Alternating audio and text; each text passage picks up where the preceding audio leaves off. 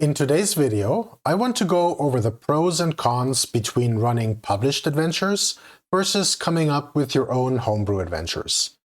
Obviously, there's no objective right answer here, so this is more about finding your own sweet spot. And if I'm being honest, homebrew versus published is a bit of a false dichotomy. For one thing, there are many different types of published adventures. Not just different genres, like fantasy or superheroes, or types of games, like dungeon crawls, sandboxes, or mysteries, but also entirely different ways to present this information through structure, layout, or visual design, by using lots of text versus bullets, and so on. So some types of published adventures might work great for you, while others might not. And of course, the same can be said for homebrew.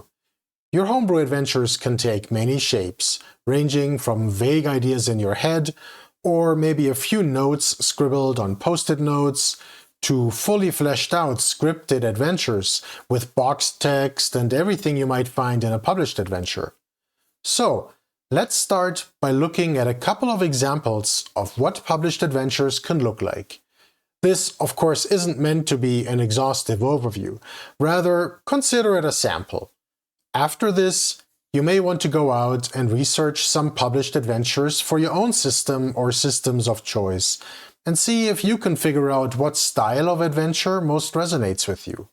Note that my focus is on individual adventures, which might take anywhere from a single session to a handful of sessions, as opposed to longer campaigns. Similar principles should apply to both, though. Finally, I mostly tend to run fantasy games, so the majority of adventures I'll talk about here fall into that genre. One final caveat: while I'll try to minimize spoilers, some of that is inevitable while showing off these adventures, so don't watch this or skip over the specific sections if you're planning to be a player in any of these adventures. So the first adventure we're going to look at is Frozen in Time for DCC, or Dungeon Crawl Classics. In terms of format, this is a fairly classic adventure module. For better or worse, when people think of DCC, they tend to think of the many awesome modules available for the system, and Frozen in Time is probably my favorite one. These modules tend to be fairly low prep. You can spend 2 hours or so reading them, and then go ahead and run them. Some DCC adventures are more railroady than others. This one actually isn't. It gives the players several ways to enter the adventure location, and they can generally explore the location however they see fit. There's a ton of stuff for them to fiddle with. I'm a big fan of exploration, so this style of adventure really appeals to me. One aspect I really like is how things are initially a bit locked down, and the characters later gain a key of sorts that now opens up the adventure to much more freeform traversal. Let's flip through a couple of the pages. So here we have the map. I really love how DCC maps look like. Another cool picture here. Here we have the adventure background. It's actually a really neat story. I won't really spoil it too much here. And for those of you that don't like sci-fi elements in your fantasy, Harrigan, I'm looking at you. You may want to give this one a skip. Bit more information about the setting that this all takes place in. And then here we get started with the actual locations. So Dungeon Crawl Classics breaks things down into different areas. For each area, there's a little bit of sort of box text, then a description, and if there are any creatures or whatever, like in this case, there are these boar bugs. The stats are presented in line, which means you don't really need to flip around too much. So that's pretty much how all of these locations look like. It's maybe a little bit more verbose than some other more recent adventures that I've seen. We'll see a few examples of those as well. So you do need to read through a little bit of text to understand what's going on, but not horribly so. And it all is pretty easy to make sense of. cool artwork. But again, it does err a little bit on the verbose side. Next, let's take a look at a old school Essentials adventure, The Hole in the Oak by Gavin Norman. This is more of a sandbox adventure, where there really isn't a fixed plot or even a reason for the characters to visit the dungeon. It's easy to slot this into your own campaign, come up with a premise, and have the actual story emerge purely based on the player's exploration. But what I really want to show off is the presentation. The OSE house style is really the gold standard for adventure presentation in my mind. Here we have the map right at the beginning of the book, so it's always easy when you're holding the paper book to kind of flip to this and back and forth between this and the text. There's some random tables at the beginning that you can roll on in between every couple of turns. A little bit about the overall setting, the mythic underworld as they call it. There's actually a couple of adventures set in this world. A short description of some factions in the dungeon, some unanswered mysteries, a little bit of information about this underground river. Actually, the relationships between the factions are really important as well. Rumor tables. This could be helpful for giving your players a hook for what they want to do here. Some treasure tables. And then we move into the heart of it, the actual area descriptions. And here we already see what I like most about the OSE Adventures. The use of layout is really great. The fonts are very readable. There's bullet text instead of long paragraphs. Important words are bolded, which makes it really easy to just focus on the stuff that you care about and then, read more details about it afterwards.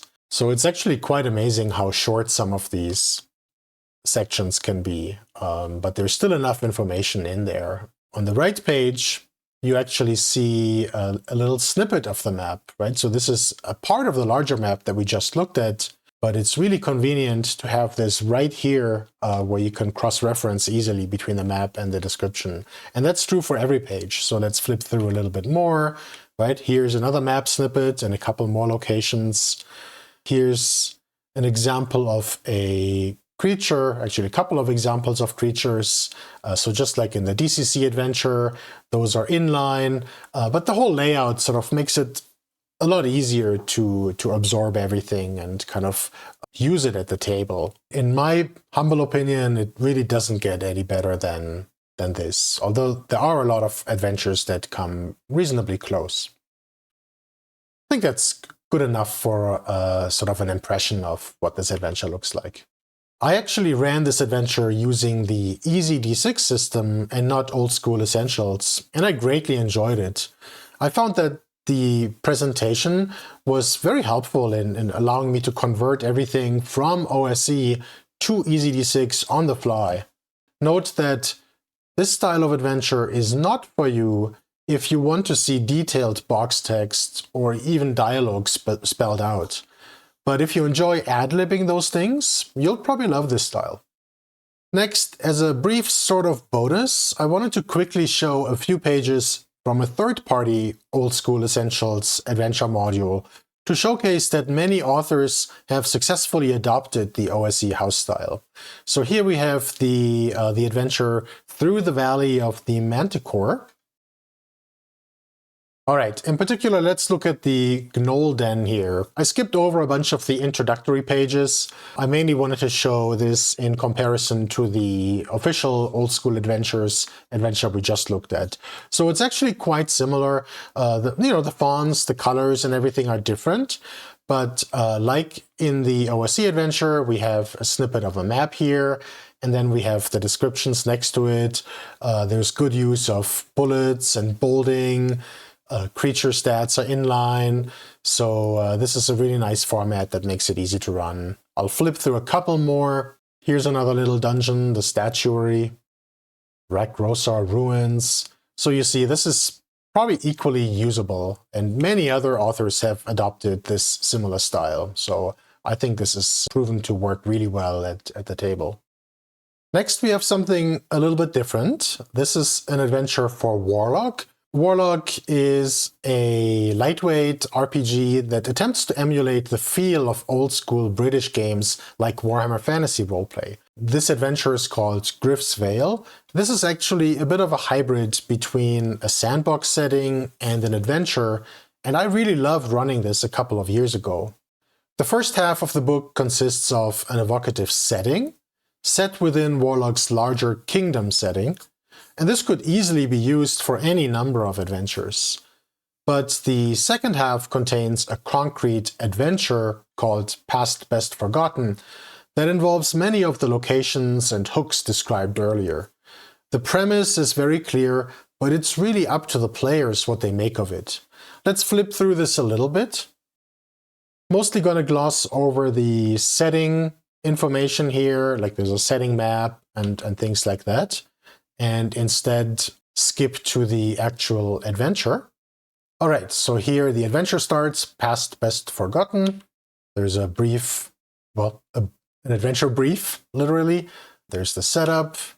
Warlock loves to present information in sort of table or bullet form. So here, for example, there's some things that can be learned in this starting location and along sort of the next location that the party's going to set out to. Then there's the Bramel Wood. Bramel Wood has sort of a random table here for some encounters. You will note that in terms of layout, this is not all that great, to be honest, right? It's all basically single column, lots of text blocks. This random table here is split across multiple pages. So it kind of continues here, actually split over 3 pages. So it's not all that friendly to use. It works fine though, and the content is awesome. Here's some more locations. Here's a description of an NPC and how they react to the party. More locations. And I think you get the gist, and then we get to the conclusion here. So overall, I feel like this adventure succeeds in spite of its presentation. Again, there's a lot of large text blocks, though thankfully it's a digest-sized book and it uses a large font, so it's still fairly readable. Yeah, there's the random tables that are sort of awkwardly broken across multiple pages. In a way, this is all part of Warlock's indie charm, but it does come at the cost of usability at the table. But aside from the presentation, I really like this adventure and the way it's structured. If I had run this as part of a campaign rather than a one-shot, I think we played for 2 or 3 sessions, I likely would have spent quite a bit more time exploring the rest of the setting before moving on to other locations in the kingdom. The setting should also provide more than enough material if you want to embellish the adventure a bit, or if it ends up going completely off the rails. In full disclosure, this is my favorite Warlock adventure. While a lot of the published setting materials are great, the adventures are more hit and miss, in my opinion. Overall, Warlock is a game where I'd lean more towards Homebrew Adventures, to be honest. I wanted to very briefly show a similar example. The 3 Cursed Scroll zines for Shadowdark follow a similar breakdown with a setting and an adventure, although the format is quite different. Let's take a quick peek at it. So here's kind of a hex crawl map right at the beginning. If you look at the table of contents, you see that there's some character options and some new gameplay rules for pit fighting and things like that. I'm going to gloss over that here and instead jump into the Jurum, which is the hex crawl portion of it, and then take a look at the actual adventure, the Fortress of the Burning Brothers.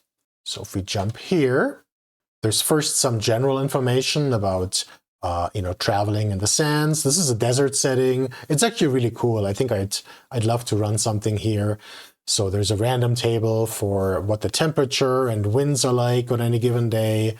And then we get into the hex key, which describes a couple of the hexes that are part of this hex crawl map. You'll notice that each one is pretty short. There is a lot of like evocative background, but you kind of need to make it your own, right? And embellish it yourself. So for example, Here is the fortress ruins. The shell of a once mighty sandstone fortress lists in the dunes like a sunken ship.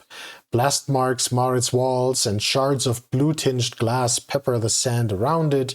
20 ghosts of its former guards materialize inside its broken halls, each full moon, whispering curses upon a beast called the Scourge.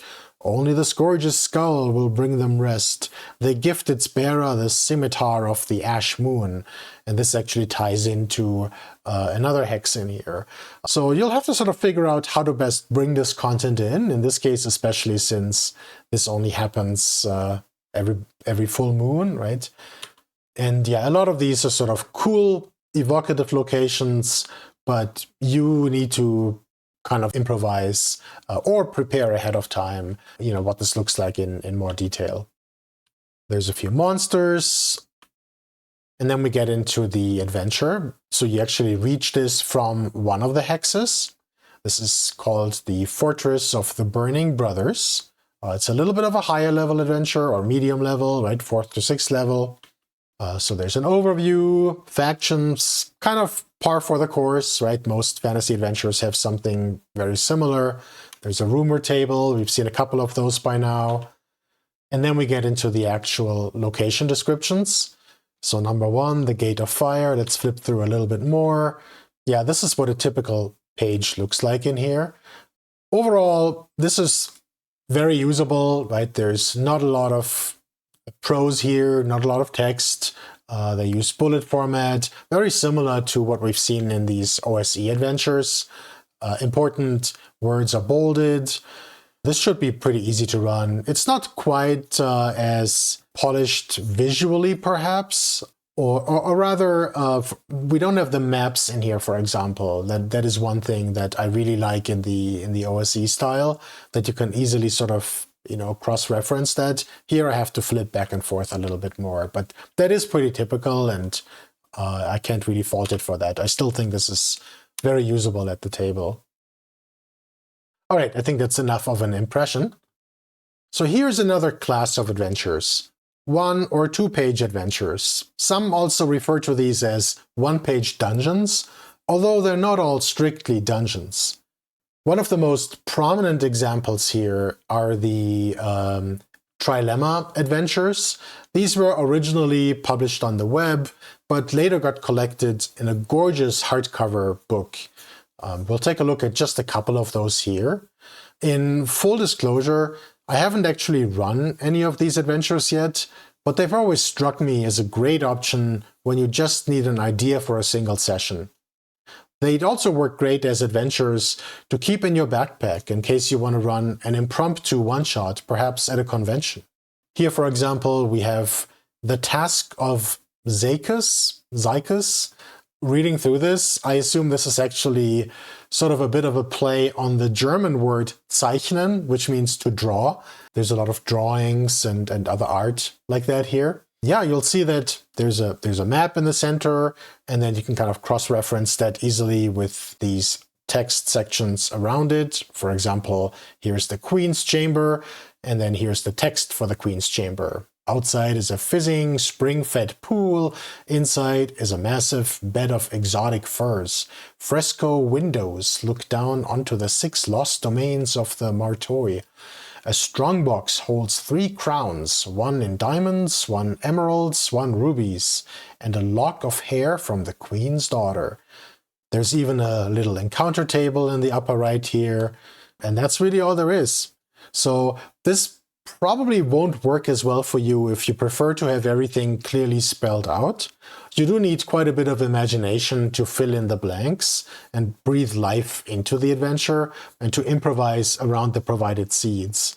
But I think this is a really neat format, and I definitely want to try running some of these adventures. Let's flip through a couple more. Here's one. I think this is actually 2 pages. Yes. This one I wanted to look at, The Haunting of Hainsley Hall. So this is a very different style of adventure, a very different style of map as well, right? You have sort of this sideways, cut-off view of this castle. Almost looks like a dollhouse. Again, you have the different rooms all described here with a little bit of text. there's an overall situation.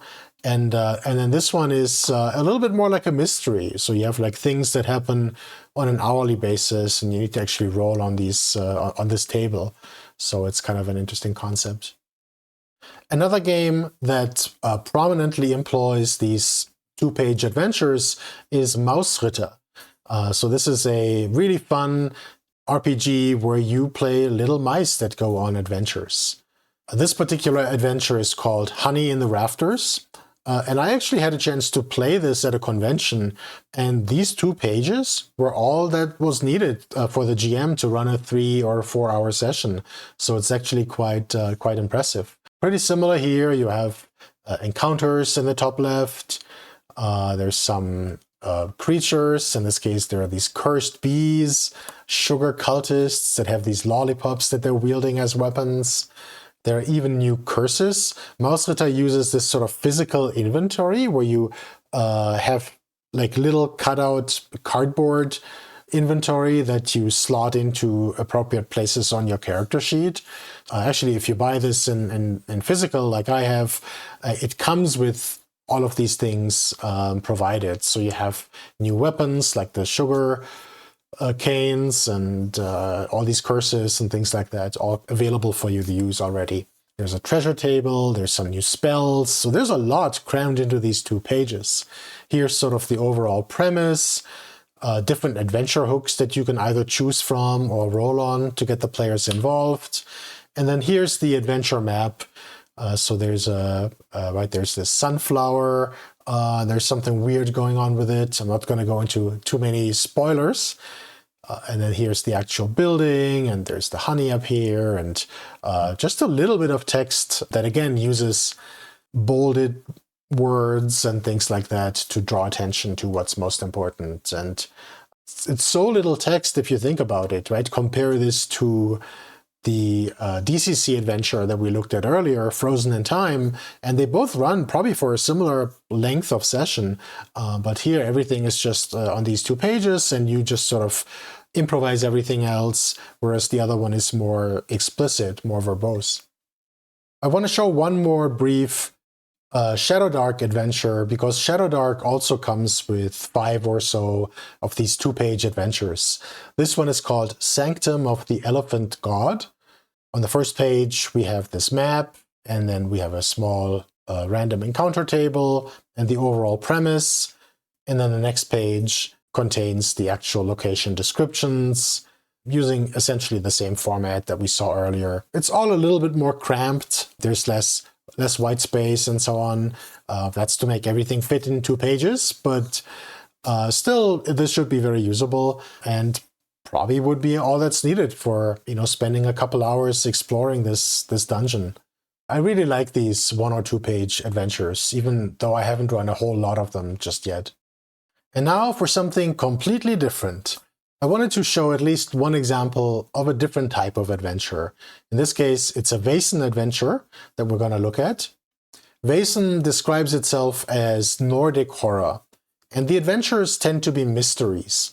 The players typically visit a remote location where something terrible has happened. They do some investigation, engage in conflict along the way, not necessarily physical conflict, and they finally conclude things one way or another. I've been running a Vaesen campaign for a few months now, and I'm actually planning to publish a detailed debrief video when I conclude this campaign, as there have been a lot of learnings for me. But here, I just wanted to take a quick look at one of the published adventures, The Silver of the Sea. So let's flip through these pages briefly. As always, there's a bit of background.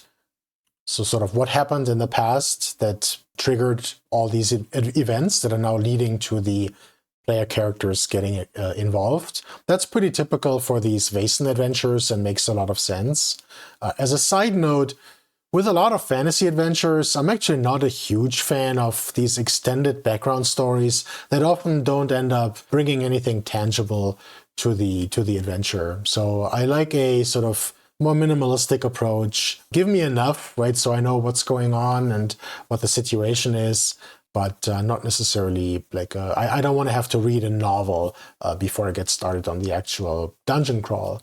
It's different with a game like Vaesen, though, that's more sort of investigation oriented. It's a mystery, and you do need to know what happened in the past. There's some really nice maps. Vaesen Adventures usually start with an invitation that you can read to the players. So here's the invitation. There are also handouts for a lot of this stuff separately that you can then share with them directly. Now we have the NPC, Oscar, that is the person that sent them the invitation. The journey is described a little bit, adds a nice amount of flavor. That's a big part of Vaesen as well, right? Where the characters travel to these remote locations. So they're really far away from the area that they're comfortable with. The arrival. And then Vaesen Adventures always have this countdown. And so usually it's like a sequence of 3 events that happen, and you can sort of trigger these as you see fit to make sure that things move forward. And then they all culminate in a catastrophe at the end. That's when the players basically don't resolve things in the time that they have. And usually it ends up being a pretty bad outcome. In this case, there is sort of a second countdown here for some supernatural events that one of the NPCs here can trigger. And that's where part of my struggle starts, that you have to sort of juggle a bunch of these things in parallel and kind of remember that, oh, there's this thing I'm supposed to trigger, here's this other thing. So it's kind of, it adds quite a bit of cognitive load. There's another map. Now we get into the location descriptions. There's really only a couple of locations here. So there's the inn, there's the residence of the main NPCs on this island, and a warehouse. And the inn is where a lot of the NPCs, will be gathered. So this is where they're going to likely start the investigation. Vaesen tends to frame this in terms of challenges. So this is Oscar Udgren, the NPC that invited them, right? He gives them a recommendation of what to do. But then it talks about a bunch of the other NPCs. And here, for example, it says that these folks are unwilling to answer questions and you have to persuade them. Oscar gets into this argument with some sailors. So again, there's a bunch of stuff now that you can make happen, and you just have to remember that all of this is there and figure out, when to trigger these things, because it's not all purely location based like a lot of dungeon crawls, right? Now here's a bunch of clues that the players can pick up. And this, again, is a little bit hard to parse, right? There's some information they can get from this NPC called Justina. Then it talks about some other NPCs. Down here, some more information you can get from Justina.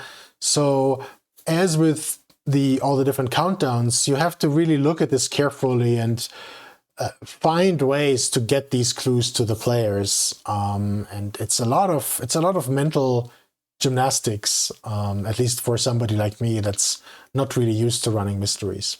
More NPCs coming up here. These 2 NPCs, they have their own little countdown as well, because at some point they're going to start stalking you, and then, certain things can happen.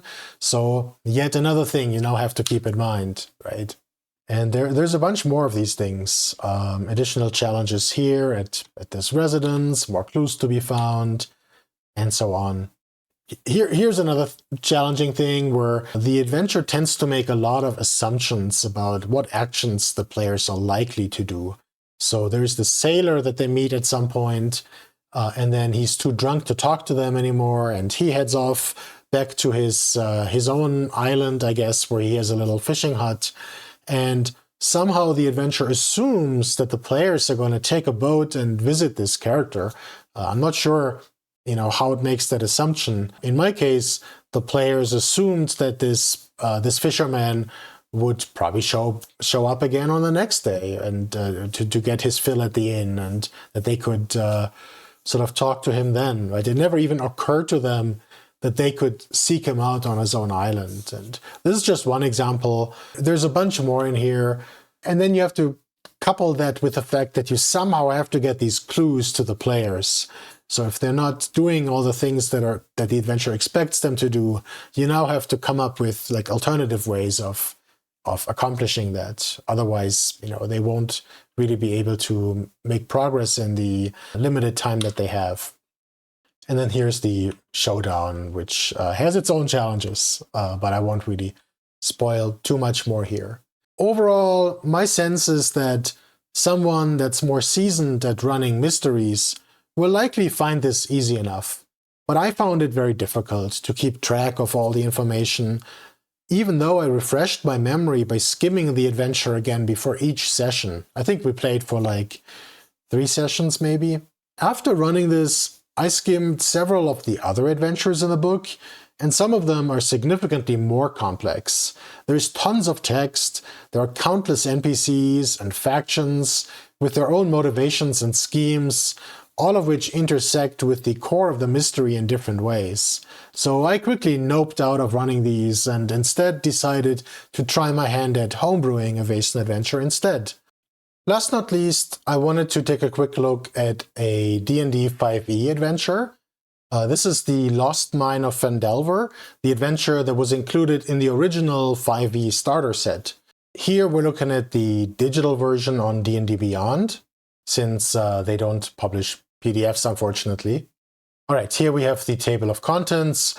I'm now going to just jump into one of these sections as an example. Let's look at at part 4, the Wave Echo Cave.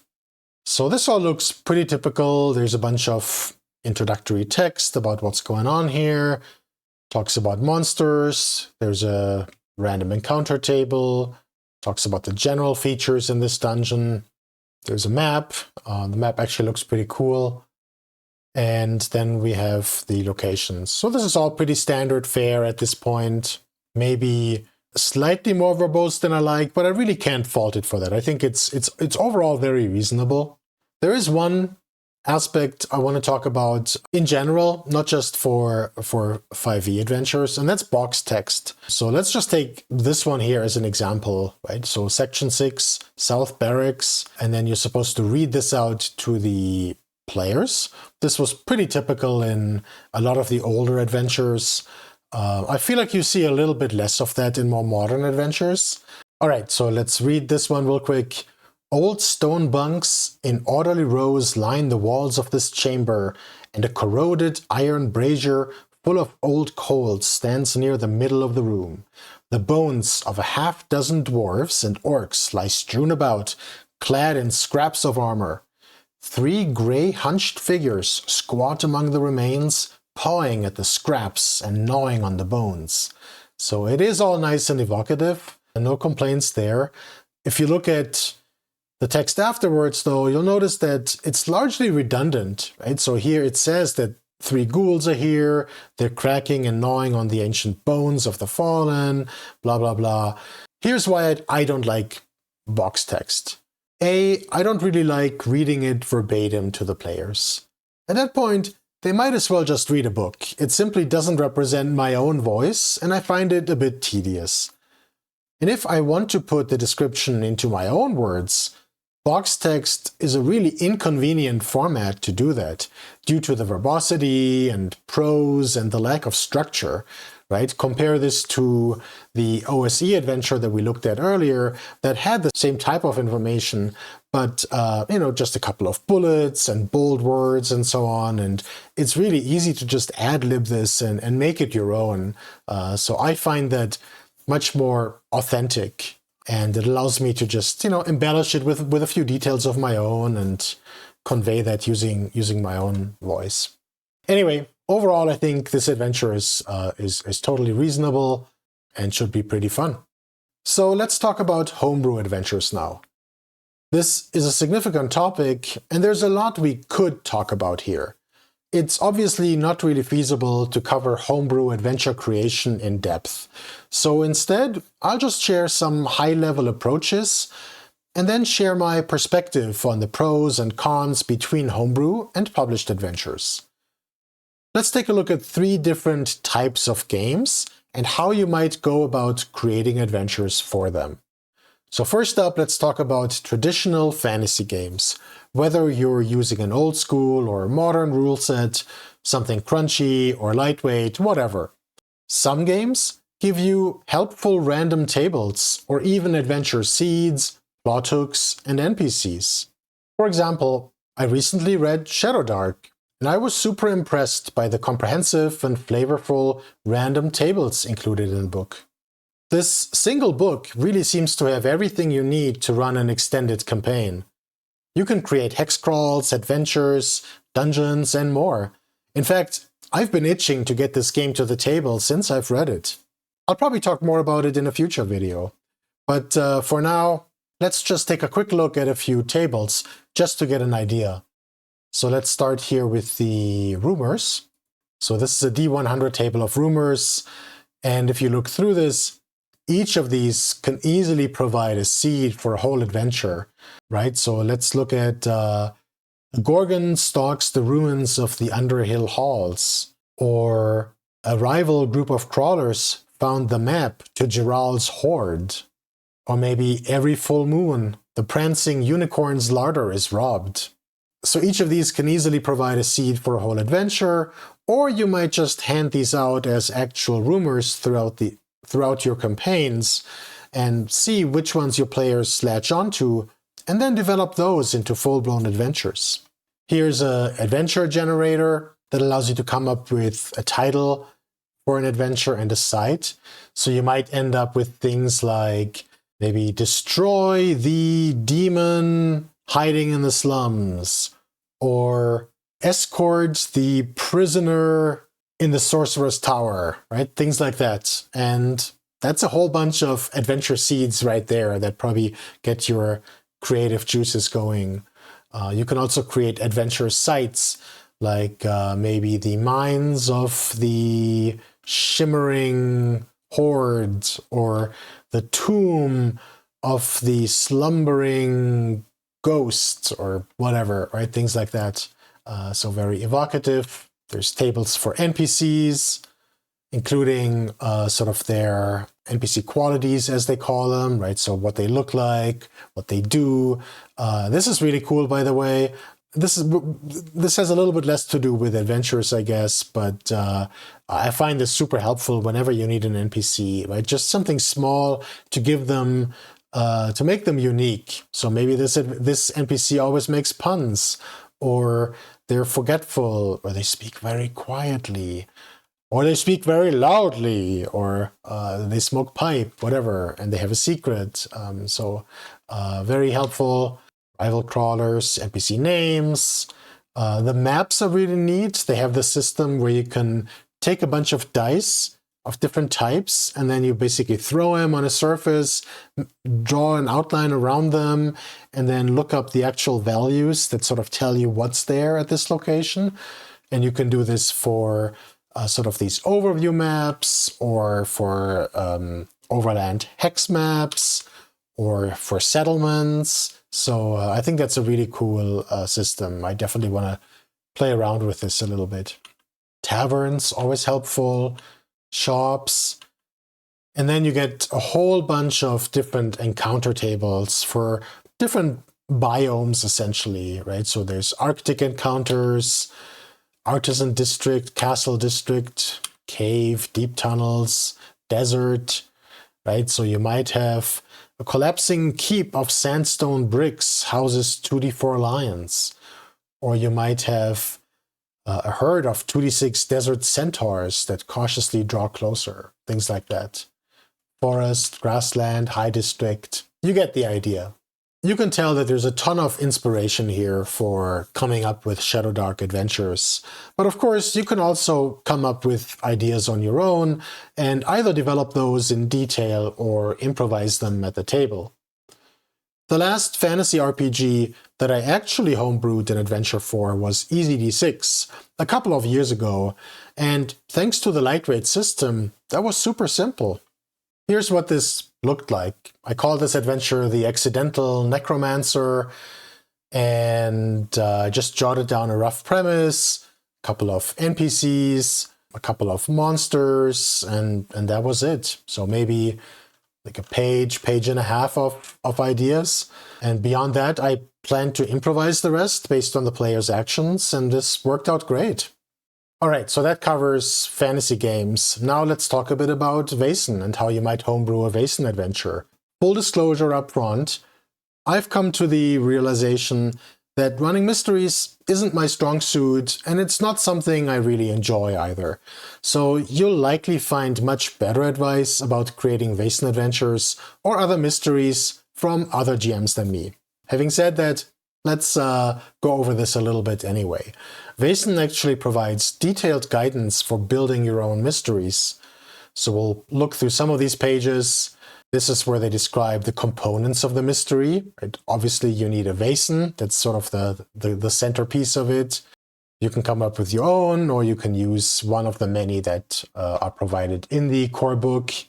You need a conflict. There's some ideas for what that might look like. Usually you have a primary conflict that involves the Vaesen, but then also a secondary conflict that might be a more human conflict or something. And they often go hand in hand, but yeah, that's typically how Vaesen adventures are structured.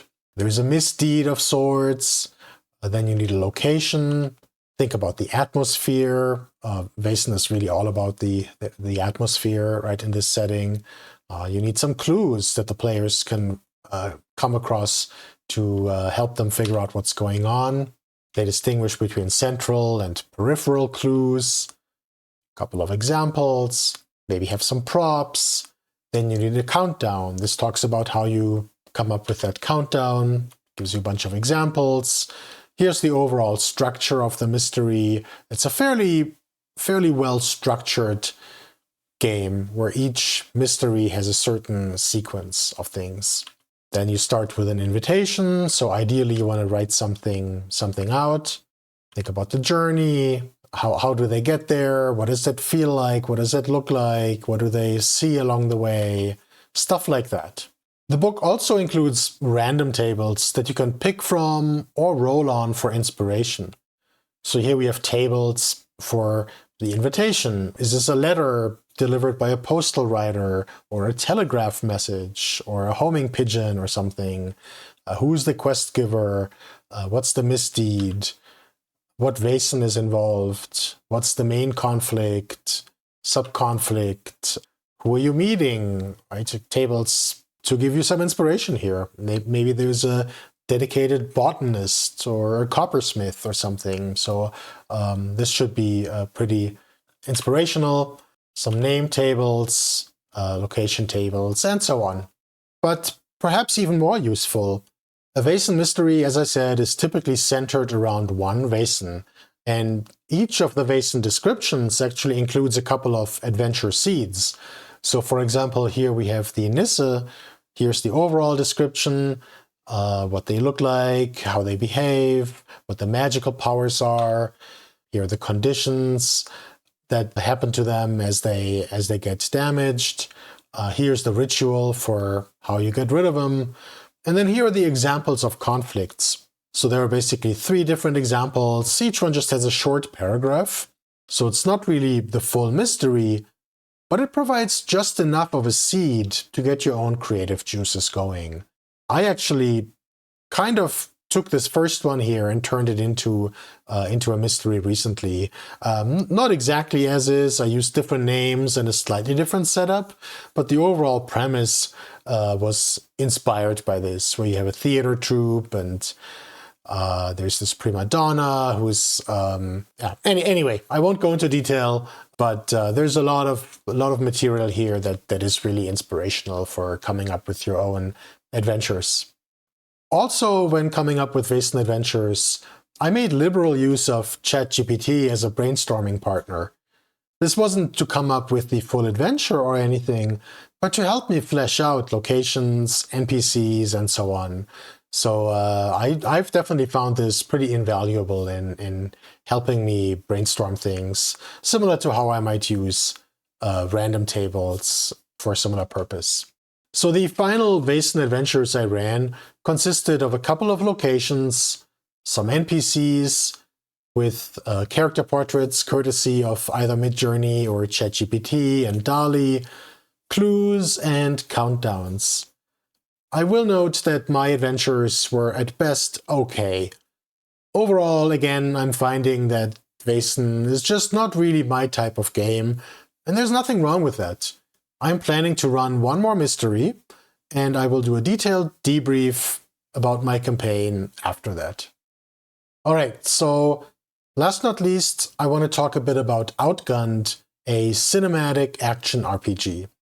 While the core book includes a perfectly fine adventure, and even a full campaign in a separate PDF, I found that Outgunned, just like its precursor Broken Compass, really lends itself to homebrew and improv. I had a vague idea in my mind, which would serve as the overall frame for the adventure. Essentially, a purely hypothetical tech billionaire named Elton Muskie was about to attempt to gain total world domination via his new satellite network that was about to go online, and the player characters had to prevent this from happening. Since I made this adventure specifically for a single session convention game, I did have to plan the scenes and pacing a bit more than I might for a regular game with my home group, where it's okay for things to take longer or go completely off the rails. I also wanted to make sure to showcase all of Outgunned's mechanics, so I came up with a couple of scenes that included a chase, a gunfight, a base infiltration, etc. For each scene, I noted down a few bullets as well as necessary stats, which thankfully are super simple in case of Outgunned. So here, for example, I'm using Goons Template 4. I wrote down what these goons are armed with, maybe some feats that they use, and then you kind of have these reaction tables, which is more or less just copied and pasted from the core book. Here's another scene. In this case, there's a chase, so I sort of thought about some things that can happen during this chase, and so on. I ran this adventure 3 times now, twice online and once in person at a con, and I thought it worked quite well. If I had run this in the context of a full campaign, I probably would have prepped a lot less. For these types of games, I really like to come up with a problem and don't assume a particular solution, and instead let the players tackle it however they see fit. I find that this keeps me a lot more engaged as the GM as well. Which brings me back to my preferences. Here are some of the benefits of Homebrew Adventures. Number 1. They allow you to customize the exact experience you want, whether you come up with ideas from scratch or draw inspiration from random tables or other sources. This, in turn, can be helpful in adapting things to the group that you're running for, or the context, such as for a con game with strict time boundaries. Number 2. This may sound counterintuitive, but homebrew adventures often require less effort to prep and run. I find that it takes me some time to sufficiently internalize a pre-written adventure to be able to run it. That's especially true for mysteries like Vaesen. And even when I do have a solid understanding of the adventure, I find it much harder to improvise and adapt on the fly when the players take a different course of action than the adventure expected. I may need to scramble to find other ways for them to gain the necessary clues and somehow nudge them in the right direction. While this obviously happens in Homebrew Adventures as well, I find it easier to adapt since I was the one that came up with the idea in the first place, and the adventure mostly lives in my head versus a rigid text. Actually, I wanted to briefly mention one more thing about an experiment that I ran with my recent Vaesen adventure. So for my last adventure, I challenged myself to see if I could only use sticky notes, both as a way to sort of add a creative constraint, but also actually make it a little bit easier for me to run at the table, because even if I write my own bullet text, it's still a bit tricky to scroll through it and find just the right thing at the right time. And this way allowed me to go for a more visual approach, right? So I sort of had these post-its here describing the Vaesen itself and the conflict.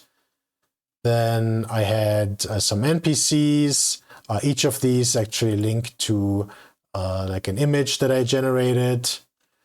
Here's the image of the stage that I generated. Here are a couple of locations that I used and some clues that were available at these locations. Maybe some events that I could employ to add some interesting things. That was pretty much it. So I ran a 2-session campaign just based on these sticky notes here. And I definitely want to experiment more with this approach for Homebrew Adventures. I did quite like this. Sure, there's still some effort in doing all of this, but that's traded in against the effort of reading and internalizing a pre-written adventure. And I have to admit that I don't enjoy reading these days, especially prose text. I should also note that this is less of an issue with fantasy adventures, like Hole in the Oak that we looked at earlier. It requires similar improvisation muscles and is fairly low prep in return, with the story emerging organically at the table. The third advantage of Homebrew Adventures is that it's a fun way to engage with the RPG hobby outside of actual RPG sessions and to exercise the creative parts of your brain. So what are some of the downsides? Well, first of all, it limits the experience to just the ideas that you can come up with. And while I like to think that I have some decent ideas some of the time, there's a ton of really fun and creative content out there from other publishers. So every once in a while, I would definitely want to tap into that content, whether I run it as is or use it as inspiration for my own adventures. Number 2, limiting yourself to homebrew can also create some stress and pressure when you need to come up with something before your next session, but you're either super busy or you don't have the creative energy right now. In those cases, it's great to be able to fall back to a published adventure. And number 3, certain types of adventures simply might be harder for you to write yourself. That's what I'm finding with Vaesen, and perhaps with mysteries in general. So while my first 2 homebrew adventures were serviceable, they were far from great. I could probably get better at that with more practice, and so can you. So if it's important for you to be able to homebrew certain types of adventures, don't give up right away if you don't immediately get the perfect result. In the end, I enjoy a healthy mix of homebrew and published adventures, often even within the same campaign. For example, many years ago I ran a Shadow of the Demon Lord campaign. The overall campaign premise was homebrew using the tools from the book. Shadow of the Demon Lord campaigns consist of 11 adventures which take characters from levels 0 through 10. I ran a bunch of published Shadow of the Demon Lord adventures, most of which are nice and short, but also came up with some homebrew ones and added those to the mix. I really enjoyed that mix and thought it worked well. Outside of campaigns, it varies. Sometimes I read an awesome adventure and know that I have to get it to the table somehow. Especially with OSR adventures, the system is often a secondary consideration for me. These days, I have zero interest in running old D&D editions, or new ones for that matter, or retro clones like Old School Essentials. But I still buy a lot of OSE adventures, both first and third party, because they are so good, both in terms of the actual content as well as usability at the table. And I can run these with Easy D6, Shadowdark, or other systems. Other times, it's more about getting a certain system to the table. And that's when I think more deliberately about whether I want to pick a published adventure or come up with my own. So there you have it. And again, these preferences are completely subjective. There is absolutely nothing wrong with sticking to published adventures if that's what you enjoy. And conversely, if you mostly tend to homebrew things, perhaps try running a published adventure every now and then. I find that both approaches can be very rewarding in their own way. Well, that's it for now. Why don't you leave a comment and let me know how you feel about published and homebrew adventures. As always, likes and subscribes are appreciated as well. See you next time!